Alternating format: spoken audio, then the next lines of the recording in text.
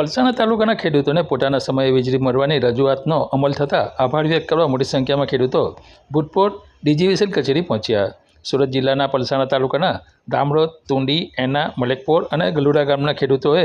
સુરત ખેડૂત સમાજના નેજા હેઠળ ભૂતપોર ડીજીવીસીએલ કચેરી ખાતેથી સિંચાઈ માટેની વીજળી સંપૂર્ણ દિવસ દરમિયાન ન થાય ત્યાં સુધી એક રોટેશન સવારે 7 કલાકથી બપોરે 3 કલાક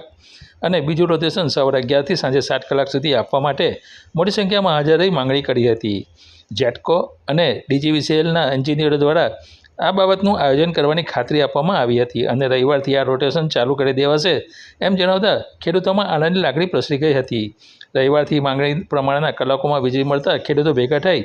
પરિમલ પટેલને ગુલાબનું ફૂલ આપવા પહોંચ્યા હતા, પરંતુ તેમણે આ ફૂલ ડીજીવીસીએલના અધિકારીઓને આપવાનું ઠીક રહેશે એમ જણાવતા સૌ ખેડૂતોએ એમની વાતને સમર્થન આપી એમની સાથે ડીજીવીસીએલની ભૂતપૂર્વ ઓફિસ પહોંચી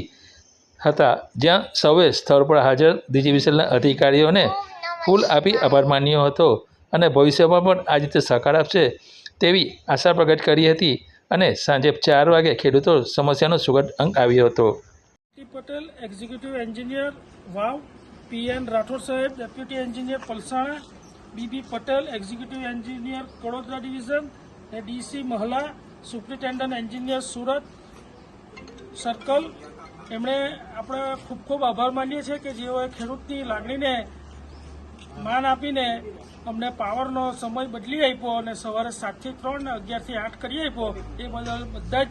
એન્જિનિયર જે સાહેબો છે તે લોકોનો ખૂબ ખૂબ આભાર અમે બધા જ ગામના ખેડૂતો માનીએ છીએ।